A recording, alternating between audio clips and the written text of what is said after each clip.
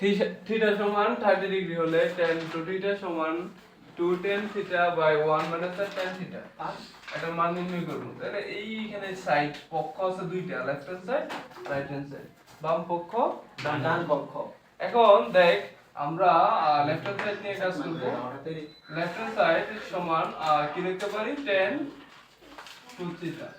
তো দেখি tan two theta থিটার মানটা বসাই দিই।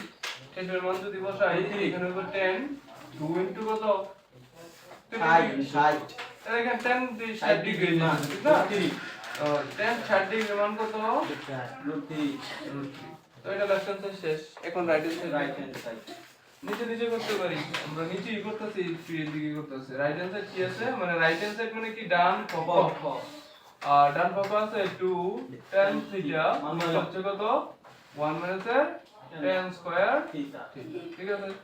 এখন আমরা একটু মান বসাই দিব আর কিছুই না 2 tan থিটা থিটার মান কত 30 ডিগ্রি ঠিক আছে 1 মাইনাস tan 30 tan স্কয়ার কি 30 ডিগ্রি।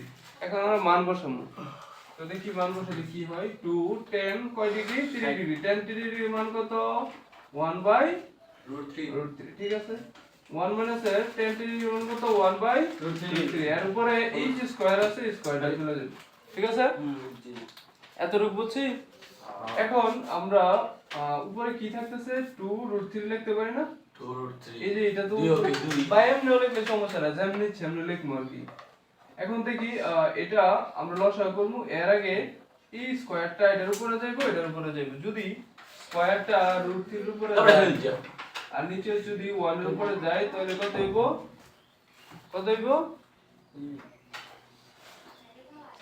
√a স্কয়ারে কাটা তাহলে 1 বাই কি হইব 3 হইব ঠিক আছে। এখন আমরা কি করব এটা করব 1 বাই 3 রাখলাম এখানে এই স্কয়ার যখন 1 এর উপরে গেল 1 এর স্কয়ার দিলে কি 1 এর স্কয়ার দিলে 1 হয় আর √3 এর উপরে যদি স্কয়ার দেই রুট কাটা এই যে যেটা দেখালাম আর কি। এখন এটারে আমরা একটু লসাগু করব 2√3 আর নিচে কি আছে 3 লসাগু কত 3 এখন এই 3 দ্বারা প্রথম কি করব 1 রে গুণ দিয়ে দেব ঠিক না তো 3 রে গুণ দিলে কি 3 হইবে এই 3 দ্বারা এই 3 রে ভাগ দেব 1 হইব 1 দ্বারা 1 রে যদি গুণ দেস কত হইব 1 ঠিক আছে। এখন এই লাইন থেকে এই দিকে আসছি আমরা একটু এটারে কি করব উল্টাই নিব উল্টাই উপরটা যাব নিচে নিচেটা যাব উপরে তাহলে 3 যাব উপরে আর নিচে কি আসবো 2 ঠিক আছে এই 2 আর এই 2 কাটা। এখন